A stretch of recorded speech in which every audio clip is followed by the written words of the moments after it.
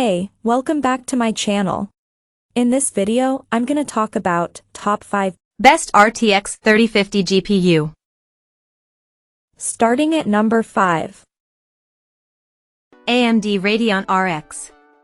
AMD's Radeon RX 7900 XTX ranks as the fastest current graphics card from AMD, and lands near the top of the charts, with a generational price bump to match.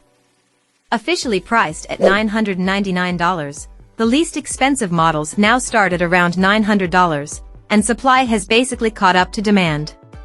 There's good reason for the demand, as the 7900 XTX comes packing AMD's latest RDNA 3 architecture. That gives the 7900 XTX a lot more potential compute, and you get 33% more memory and bandwidth as well versus the prior generation. Compared to the RX 6950 XT, on average the new GPU is 44% faster at 4K, though that shrinks to 34% at 1440p and just 27% at 1080p. It also delivers that performance boost without dramatically increasing power use or graphics card size. AMD remains a potent solution for anyone that doesn't care as much about ray tracing, and when you see the massive hit to performance for often relatively mild gains in image fidelity, we can understand why many feel that way. Still, the number of games with RT support continues to grow, and most of those also support Nvidia's DLSS technology, something AMD hasn't fully countered even if FSR2/FSR3 can at times come close. If you want the best DXR/RT experience right now, Nvidia still wins hands down. Coming at number 4. Nvidia GeForce. For some, the best graphics card is the fastest card, pricing be damned. Nvidia's GeForce RTX 4090 caters to precisely this category of user. It was also the debut of Nvidia's Ada Lovelace architecture and represents the most potent card Nvidia has to offer, likely until later this year when the next generation Blackwell GPUs are set to arrive. Note also that pricing of the RTX 4090 has become quite extreme, with many cards now selling above $2,000. That's due to a combination of factors, including China RTX 4090 export restrictions and the rise of AI and deep learning. We've heard quite a few AI companies are leveraging RTX 4090 cards rather than paying 3 times as much for the often slower RTX 6000 Ada generation. If you don't already have a 4090, you're probably best off giving it a pass now.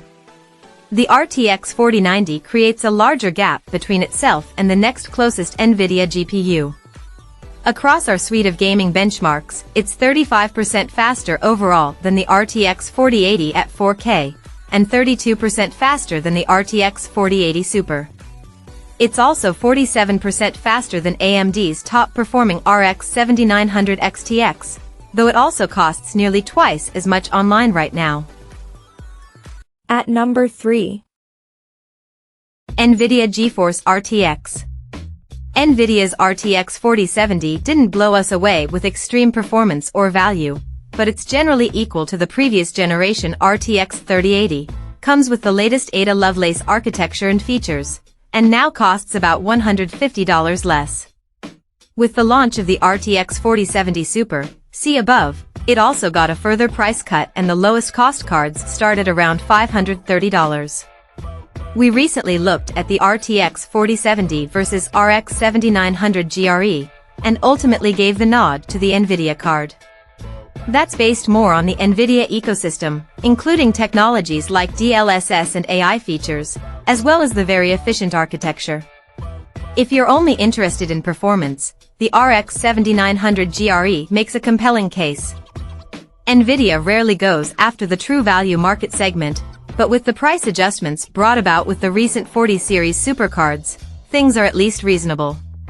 The RTX 4070 can still deliver on the promise of ray tracing and DLSS upscaling. It only uses 200 W of power, often less, and in raw performance it outpaces AMD's RX 7800 XT, slightly slower in rasterization, faster in ray tracing, plus it has DLSS support. Number 2 of my list. AMD Radeon RX. The Radeon RX 7900 GRE displaces the RX 7800 XT as our top AMD pick. It uses the AMD Radeon R3 architecture, but instead of the Navi 32 GPU in the 7800 XT, it sticks with the larger Navi 31 GCD and offers 33% more compute units. AMD balances that by reducing the GPU and GDDR6 clocks, though it's possible overclocking can return some of those losses, now that AMD has fixed the 7900 GRE overclocking bug. But the 7800 XT remains a close second, and that remains a decent alternative. Both the 7900 GRE and 7800 XT offer a good blend of performance and price, but the 7900 GRE ends up about 10% faster for 10% more money. Linear performance scaling on a high-end GPU makes the more expensive card the best overall pick of Team Red's current lineup. That's assuming you're like us and tend to want a great 1440p gaming experience while spending as little as possible.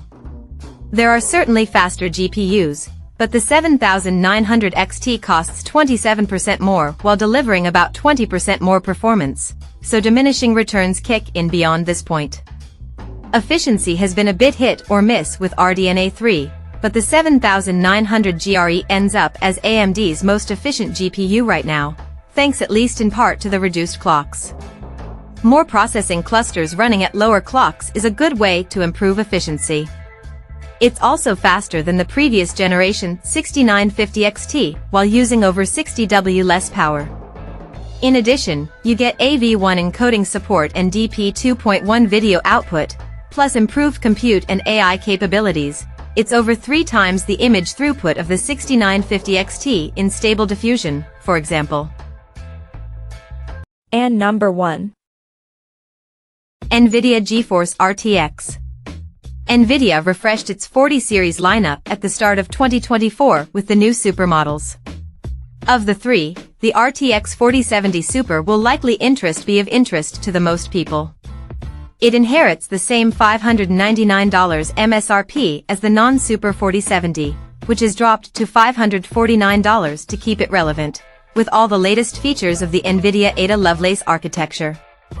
It's slightly better than a linear boost in performance relative to price, which is as good as you can hope for these days.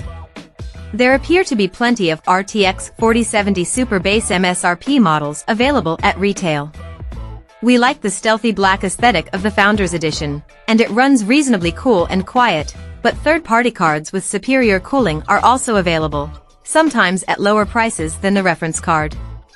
The 4070 Super bumps core counts by over 20% compared to the vanilla 4070, and in our testing we've found that the general lack of changes to the memory subsystem doesn't impact performance as much as you might expect. It's still 16% faster overall, at 1440p, even with the same VRAM capacity and bandwidth, though helped by the 33% increase in L2 cache size. Check out this video description for latest price and more informations. Thank you for watching this video. Please subscribe and stay tuned.